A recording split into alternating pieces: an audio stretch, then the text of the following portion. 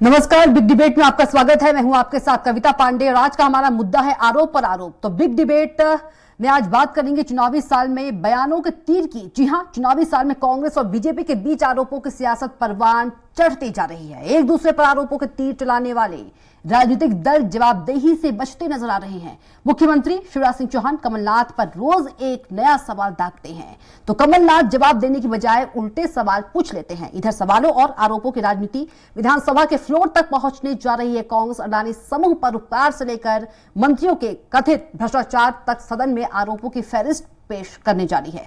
जीतू पटवारी का दावा है कि वह सदन में 15 मंत्रियों के खिलाफ आरोप पत्र लेकर आएंगे। आज चर्चा इसी मुद्दे को लेकर करेंगे और चर्चा को विस्तार दे उससे पहले देख लेते एक छोटी सी रिपोर्ट।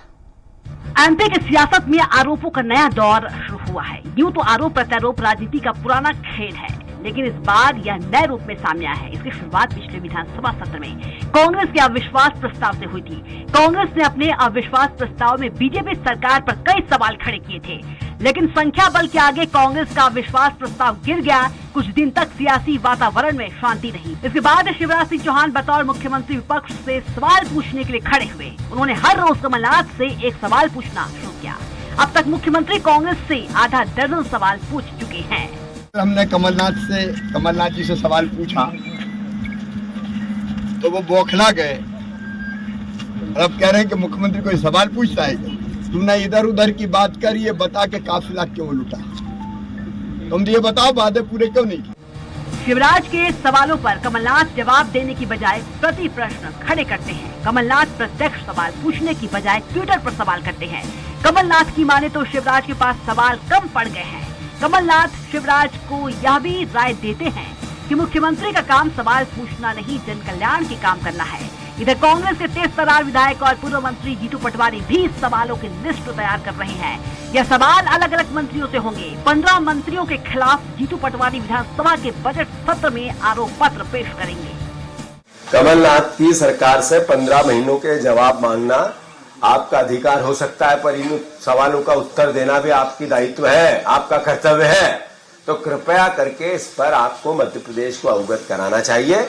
मैंने जैसे विधानसभा सत्र में मांग की थी एक श्वेत पत्र आर्थिक हालात को लेके, मध्य प्रदेश की सरकार थे, और जैसा मैंने कहा था एक बार पहले 15 आपके खिलाफ में आरोप पत्र मैंने दायर किया था मुख्यमंत्री के खिलाफ। इस सदन में मैंने एक आरोप पत्र दिया था लिखित में, वो आरोप पत्र में अभी आप सबको सर्कुलेट कराता हूँ। तू इधर उधर की ना बात कर, यह बता कि कारमां लूटा क्यों? कांग्रेस हो या बीजेपी, सवाल करना इनका काम है, लेकिन सत्ता में रहने का हिसाब तो देना ही पड़ेगा। सवाल होते हैं तो उनके जवाब भी होने चाहिए, लेकिन न जाने क्यों दोनों ही दलों के जिम्मेदार और कर्णधार सवाल के जवाब देने के बजाय प्रति प्रश्न करते हैं। आखिर कब जनता को उसके हक और हुकूक से जुड़े सवालों के जवाब मिलेंगे? कब तक राजनीतिक दल सवाल और आरोपों की नुराकुश्ती में असल मुद्दों से मुंह फेरेंगे? यदि नेता जवाब नहीं देंगे तो बारी आएगी जनता की, और जनता ही तब सही जवाब देगी। अतुल पाठक, सोलार एक्सप्रेस।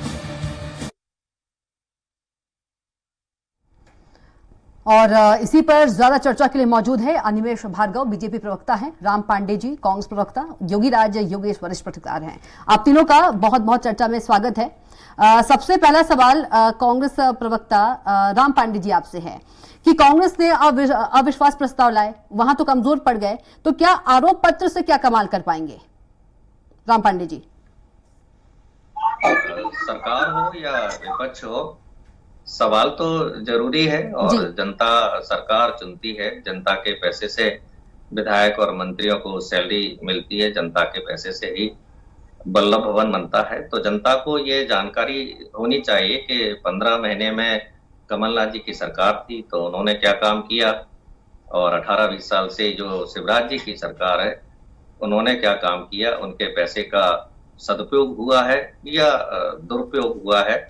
तो कमलनाथ जी के जो काम हैं वो काम ऐसे थे कि उसमें पूछने के लिए कुछ बनता नहीं है, क्योंकि जनता ने खुद उसको महसूस किया है। जैसे घर में 100 रुपए में उस समय 100 यूनिट बिजली थी, तो वो हर महीने बिल आता था, 100 रुपए से ज्यादा बिल नहीं आता था।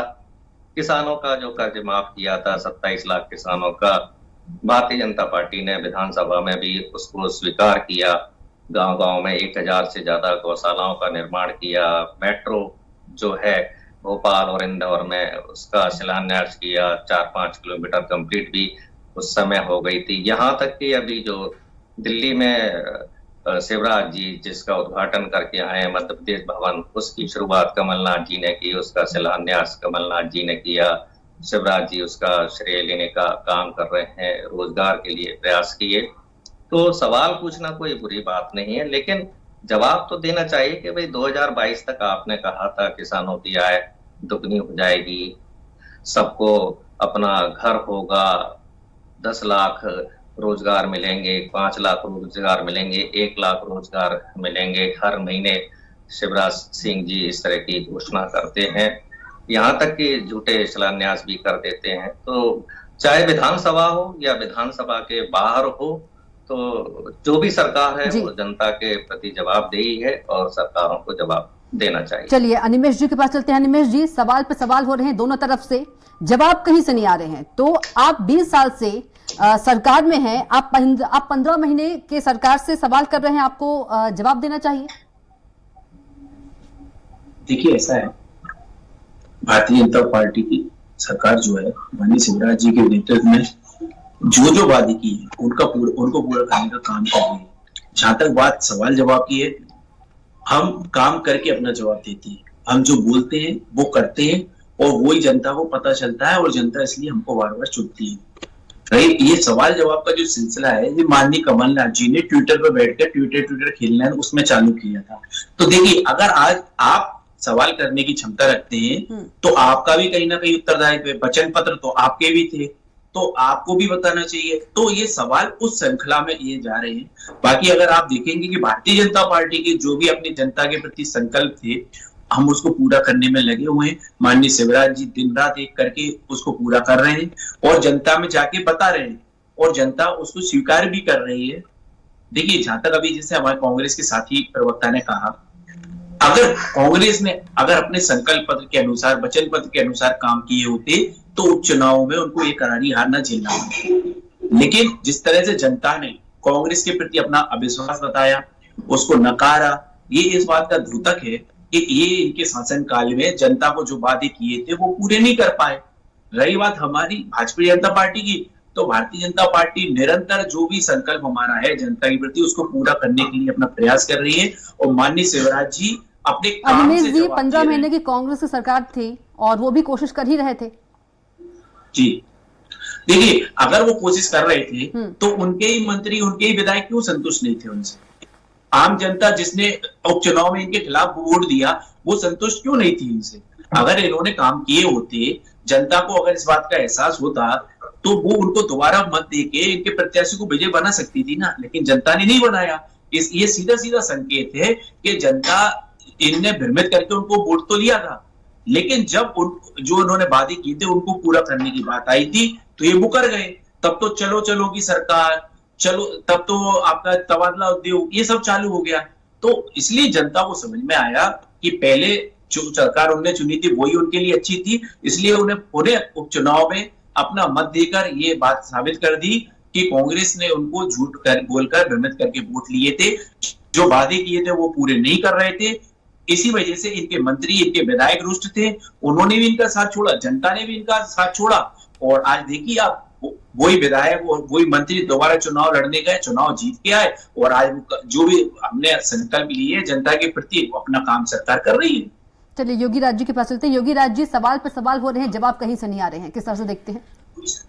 नहीं, सही बात यही है कि केवल सवाल करने से कुछ होने वाला नहीं है और जब तक सवालों के जवाब नहीं आएंगे तब तक कुछ हल निकलने वाला भी नहीं है और ये परस्पर एक दूसरे की रिस्पॉन्सिबिलिटी बनती है। अभी आप सत्ता में हैं और अभी आप विपक्ष में, तो आप कह सकते हैं कि साहब सत्ता पक्ष को जवाब देना चाहिए, सत्ता पक्ष भी कह सकती है कि साहब आप सवाल पूछो तो ऐसे पूछो। तो ये एक अलग ही एक प्रतिद्वंदिता देखने को मिल रही है और ये बड़ी लोकतंत्र की खूबसूरती है कि यहाँ सब शासन करते हैं और सब पर सवाल उठते हैं और फिर सब सारे दल मिलकर उन्होंने कहा साहब अब जनता की अदालत में चलते हैं।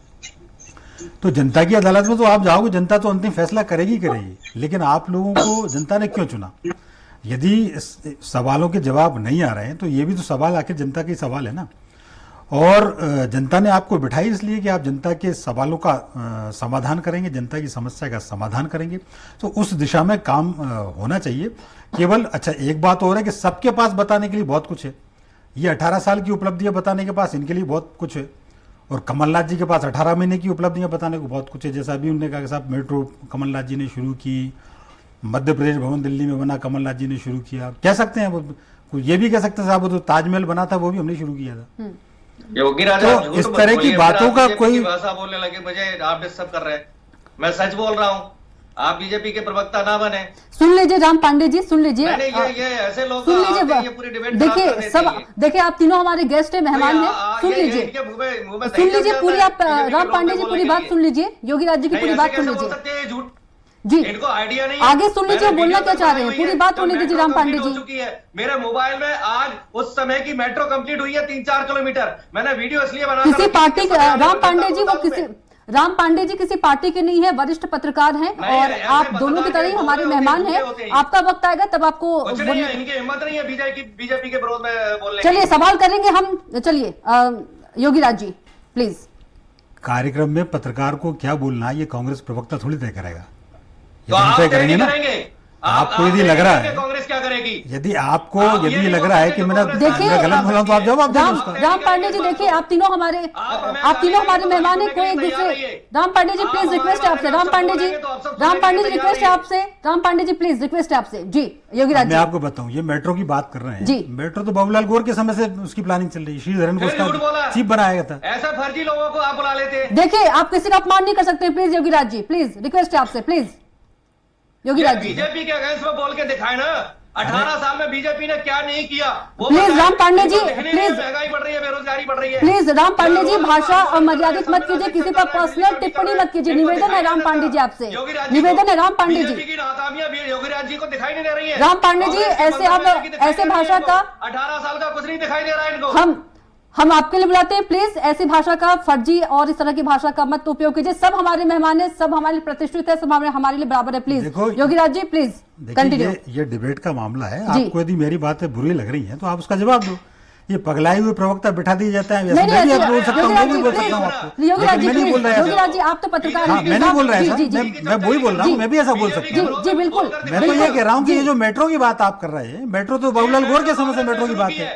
देखिए दूसरा- हम देखिए जब भी दूसरा- हम कोई मुद्दा लेके आते हैं, हम इसलिए लेके आते हैं ताकि उसका निष्कर्ष निकले। प्लीज आपसे बहस मत कीजिए प्लीज। मैं वही तो कह रहा हूँ, राम मैंने पांडे एक जी, से- राम पांडे जी निवेदन है आपसे प्लीज किसानों की आमदनी डबल हो सुन लीजिए, उनकी बात पूरी नहीं हुई है। मैंने एक बहुत सेंटेंस- कम वक्त होता है, बहुत कम वक्त होता है। बीजेपी के नाम पर मुंह में दही क्यों जम जाता है आपके?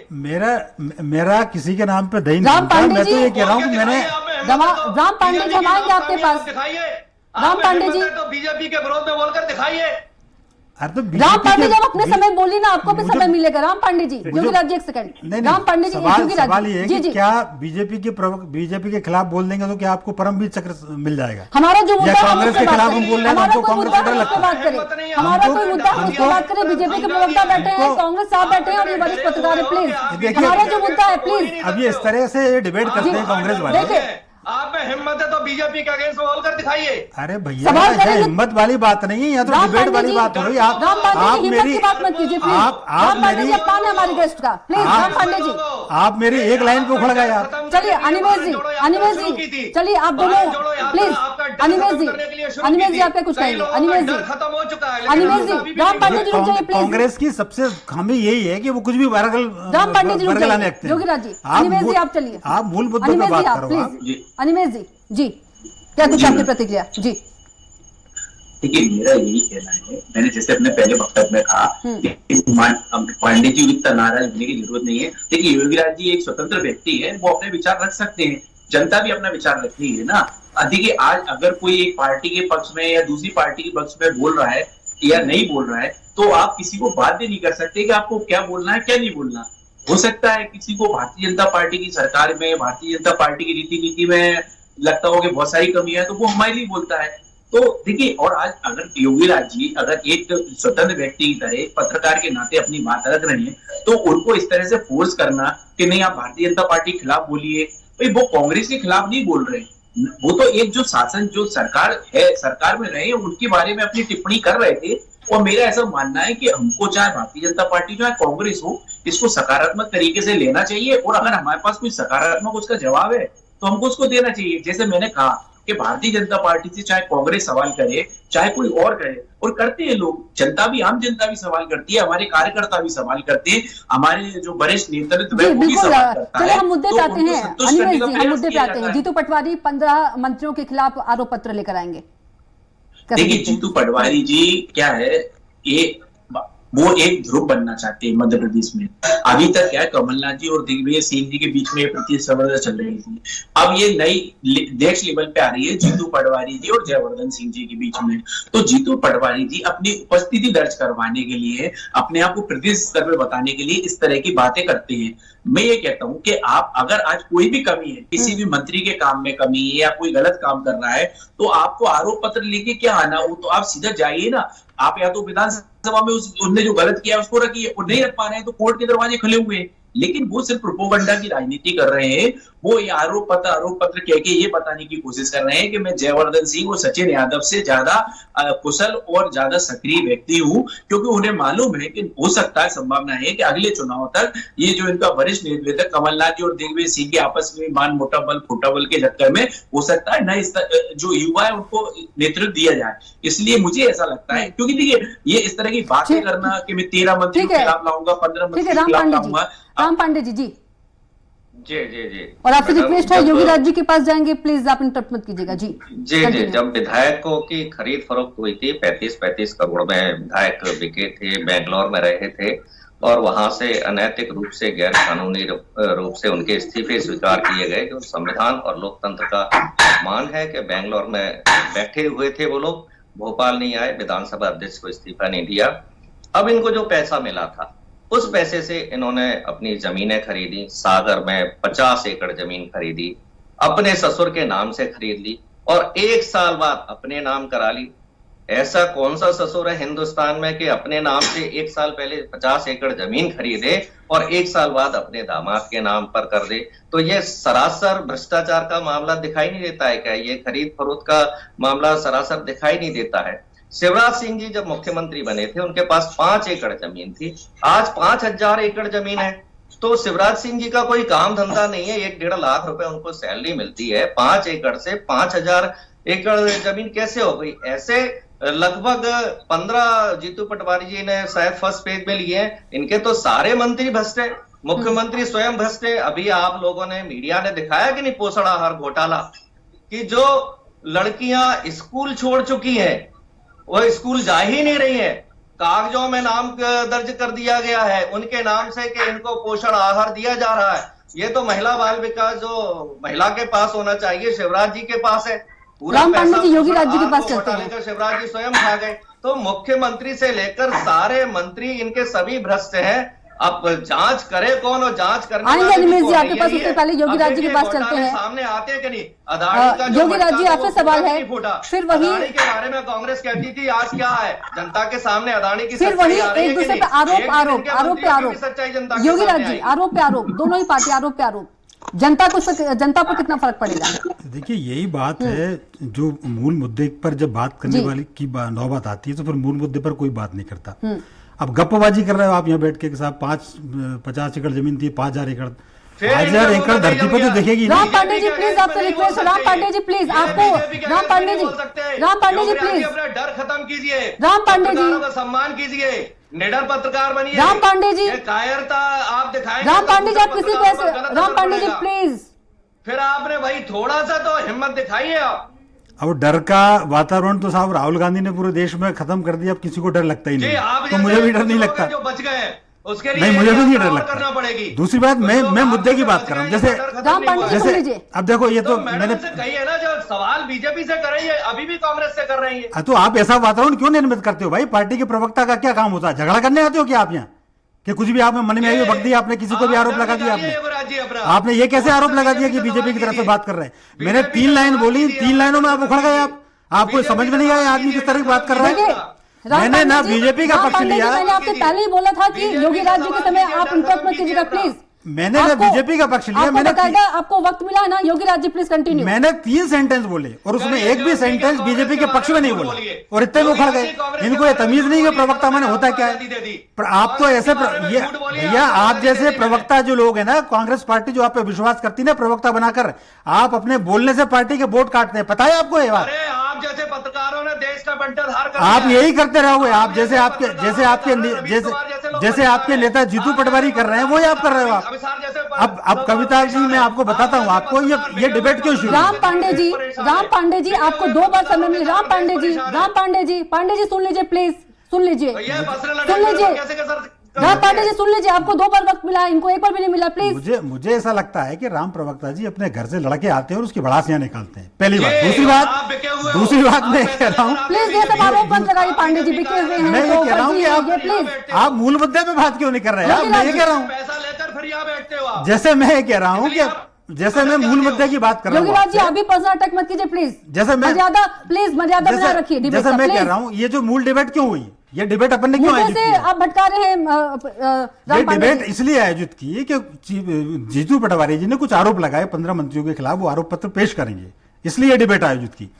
अब ये बड़ी विचित्र बात है, मैंने 2 बार देखा जीतू पटवारी जी को कि वो सत्र शुरू होने से पहले उसकी निंदा। राम पांडे जी जीतू पटवारी जी ऐसे नेता हैं जो सत्र शुरू होने से पहले निंदा कर देते हैं। अभी भी उन्होंने प्रेस कॉन्फ्रेंस यही कहा, बजट सत्र अभी शुरू भी नहीं हुआ और उन्होंने कह दिया कि मैं सत्र की निंदा करता हूं।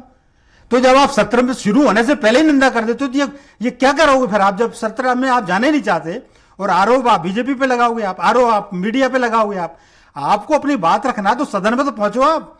ये ठीक है बीजेपी कुछ भी कर रही है, अभी उन्होंने कहा साहब 1 महीने का सत्र और 19 बैठकें होंगी, तो ये तो होता ही है। आपको यदि सेकंड भी कुछ मिल रहे हैं तो ये कांग्रेस की जिम्मेदारी है कि वो अपना पक्ष रखे जनता के सामने। जनता दूध का दूध और पानी का पानी कर देगी। आप क्या करते हो कि जो आरोप बीजेपी लगा रही है आप, और जो मीडिया बात कर रहा है, आप बीजेपी से न लड़ते हो, मीडिया से लड़ने लगते हो। आप तो अपने काम की बात करो ना। मैं ये कह रहा हूं आप अपनी उपलब्धियों की बात करो। आपने 15 महीने में यदि काम किया, आप अपनी उपलब्धियां बताइए जनता के सामने। चलिए राम पांडे जी आएंगे अनिमेश जी आपके पास। पहले राम पांडे जी। अपनी उपलब्धियां मैं दोबारा से बता देता हूं। 100 रुपए में 100 यूनिट बिजली दी, 1000 से ज्यादा गौशालाओं का निर्माण किया, 27 लाख किसानों का कर्जा माफ किया, कन्या विवाह की राशि 51,000 की, राम वन पथ गमन का प्रोजेक्ट सैंक्शन किया, 300 करोड़ रुपया महाकाल मंदिर के निर्माण के लिए दिया, जिसका श्रेय भारतीय जनता पार्टी ने ले लिया। 150 करोड़ रुपए हमने ओंकारेश्वर के लिए दिए। गायों के लिए 2 रुपए चारा मिलता था, उसका हमने 20 रुपए किया। जितने भी काम थे जो हमारे घोषणा पत्र में, एक काम 1 दिन में पूरा हो रहा था। 365 दिन में 365 काम किए थे। पूरी दुनिया की कोई सरकार नहीं है जिसने 365 दिन में 365 काम कंप्लीट करके दिए थे। ये तो मध्य प्रदेश का दुर्भाग्य है कि कमलनाथ जी जैसा अनुभवी, कमलनाथ जी जैसे योग्य आदमी को ये खरीद फरोख्त के कारण हटना पड़ा। और आप देखिए कैसे शिवराज जी है, ये खरीद फरोख्त की सरकार में ये मंत्री दादागिरी से मंत्री बने बैठे हैं कि हमें यही विभाग चाहिए। चलिए अनिमेश जी से लास्ट कमेंट। अनिमेश जी करेंगे, राम पांडे जी रुक जाइए। अनिमेश जी लास्ट कमेंट। भ्रष्टाचार करने के लिए अनिमेश जी लास्ट कमेंट। बीजेपी से सवाल नहीं पूछे जाएंगे। मुझे तो सारे रटे हुए हैं काम कि कांग्रेस ने क्या काम किए हैं। आधी रात को भी पूछ लेंगे तो मैं राम पांडे जी अनिमेश जी के पास चलेंगे। जी अनिमेश जी प्लीज। मुझे लगता है अब मुझे मुद्दे पे रहना चाहिए। मुद्दा था जीतू पटवारी जी के आरोप का। मुझे लगता है कि जीतू पटवारी जी के आरोपों में उस तरह की बचकानी बातें जैसे अभी राम पांडे जी हमारे योगी राज जी के लिए कह रहे थे कि जो भी मन में आया कह दिया कि बिके हुए हो, मुंह में दही जम जाता है। देखिए कोई आरोप में सच्चाई नहीं है। और आज अगर हमारे माननीय पांडे जी इस तरह की बात रख रहे हैं तो ये बात कल की तो है नहीं। अभी पहले ये 15 महीने सरकार में रहे थे, उस टाइम इन्होंने ये सब आरोपों की जांच क्यों नहीं करवा ली? क्यों दोषियों को जेल नहीं भिजवा दिया? क्यों इन्होंने उन पर सख्त कार्रवाई नहीं करी? देखिए ये सिर्फ जनता को गुमराह करने के लिए करते हैं। जनता ये भी देख चुकी है, इन्होंने पहले बहुत आरोप लगाए थे और वो झूठ बोल बोल के ये सरकार में आए थे। लेकिन जनता ने देखा कि भैया ये 15 साल की सरकार तो इनसे अच्छा काम कर रही थी जितना इनने 15 महीने में बंटा ढार कर दिया। तो बड़ी मुश्किलों से जो श्रीमान बंटा ढार से प्रदेश की जनता का पीछा छूटा था और फिर इनने वो 15 महीने में उसी ट्रैक पे ले गए थे। इसलिए जनता ने उपचुनाव में अपना मत देकर कांग्रेस को बोला कि भैया श्रीमान जी आप हमसे दूरी रहिए, इस देश प्रदेश का बंटनहार मत करिए। रही बात ये आरोपों की, ये आरोप जैसे अभी आप ही ने कविता जी आपने ही खुद ये बोल दिया कि आप इस तरह से निराधार आरोप नहीं लगा सकते युवराज जी पे, ऐसे ही 4 दिन में जनता बोल देगी जीतू पटवारी जी आप इस तरह से कोई भी निराधार आरोप किसी पे नहीं लगा सकते, और लगाना है तो आप लगाते रहिए, अब इसमें कोई विश्वास नहीं करेगा। चलिए आप तीनों का बहुत बहुत धन्यवाद। अनिमेश जी आपका बहुत धन्यवाद, और राम पांडे जी आपका बहुत धन्यवाद, और योगेश जी आपका बहुत बहुत धन्यवाद। तो आज का हमारा मुद्दा था आरोप पर आरोप। जीतू पटवारी 15 मंत्रियों के खिलाफ आरोप पत्र लेकर आ रहे हैं, और अब देखना होगा कि सवाल पर सवाल हो रहे हैं लेकिन जवाब कहीं से भी नहीं आ रहे हैं। अब देखना होगा कि बारी जब जनता की आएगी, जनता ही तब सही जवाब देगी। तो फिलहाल इतना ही। आप देखते रहिए स्वराज एक्सप्रेस। नमस्कार।